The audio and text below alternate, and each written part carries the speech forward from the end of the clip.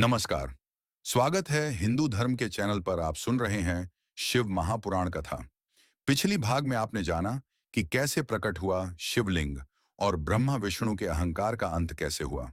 आज हम जानेंगे रुद्र संहिता के बारे में, जहां आरंभ होती है एक अनुपम प्रेम गाथा सती और शिव की।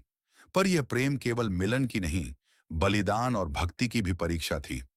जब सृष्टि के धर्म को संभालने के लिए शिव तप में लीन हो गए, उसी समय प्रजापति दक्ष, जो प्राचीन प्रशेष नामक राजा के पुत्र थे, उनकी पत्नी वृणी के गर्भ से एक दिव्य कन्या का जन्म हुआ, जो शक्ति का अंश थी और जिनका नाम रखा गया सती। बाल्यावस्था से ही सती का हृदय महादेव की भक्ति में लीन था। न उनका मन गृह के सुखों में रमता, न राजसी वैभव में। दिन रात वे शिव मूर्ति की पूजा, पुष्पार्चन और बिल्व पत्र अर्पण में तल्लीन रहती।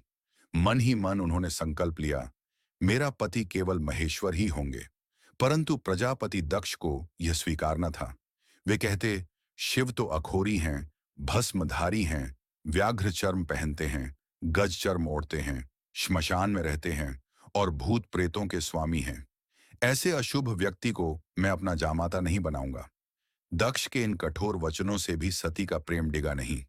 उन्होंने दृढ़ निश्चय किया और हिमालय की कठोर शिखरों पर घोर तपस्या आरंभ कर दी। न जल न अन्न, केवल वायु पर आश्रित होकर वे महादेव को पाने के लिए तप में लीन हो गईं। अंततः उनकी तपस्या से प्रसन्न होकर भगवान शिव स्वयं प्रकट हुए। देवताओं के आग्रह पर उन्होंने सती को अपनी अर्धांगिनी के रूप में स्वीकार किया। तब हिमवान के महल में वेद मंत्रों के उच्चारण के साथ देवगणों की उपस्थिति में शिव और सती का दिव्य विवाह संपन्न हुआ। देवलोक में आनंद छा गया। गंधर्वों ने गीत गाए, अप्सराओं ने नृत्य किया और आकाश से पुष्प वृष्टि होने लगी। दक्ष का अहंकार अब भी शांत न हुआ। कुछ समय बाद उन्होंने एक विशाल यज्ञ का आयोजन किया और उसमें सभी देवताओं को निमंत्रण भेजा, परंतु शिव को नहीं। जब सती को यह समाचार मिला, उन्होंने शिव से कहा, स्वामी, मैं पिताजी के यज्ञ में जाऊंगी। शिव ने उत्तर दिया, जहां अपमान हो वहां जाना उचित नहीं। पर सती ने निश्चय किया और अकेली ही यज्ञ स्थल पर पहुंच गईं। उन्होंने देखा कि यज्ञ में शिव के लिए न कोई आसन है, न सम्मान। दक्ष ने सरेआम शिव का अपमान किया। सती ने क्रोधित होकर कहा, मैं स्वयं शिव हूं, उनका अपमान मेरा अपमान है। ऐसे जीवन का कोई अर्थ नहीं जहां अपने प्रिय का अपमान सहना पड़े। यह कहकर उन्होंने योगाग्नि उत्पन्न की और अग्निकुंड में प्रवेश कर आत्मदाह कर लिया। पूरा यज्ञ स्थल कांप उठा। आकाश में घोर गर्जना हुई और दिशाएं शोकमग्न हो गईं। जब महादेव को यह समाचार मिला, उनका हृदय शोक और क्रोध से भर उठा।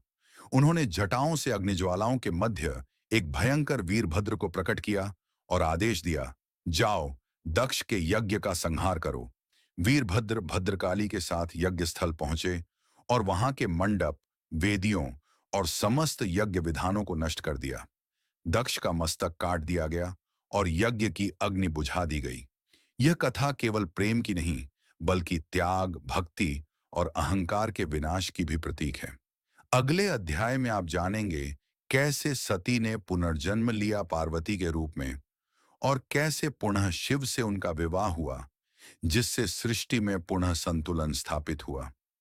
यदि आपको शिव महापुराण की यह पवित्र कथा अच्छी लगी हो, तो इस दिव्य यात्रा में हमारे साथ जुड़े रहने के लिए चैनल को अवश्य सब्सक्राइब करें, इस कथा को लाइक और शेयर करें। पुनः मिलेंगे अगले अध्याय में। ओम नमः शिवाय।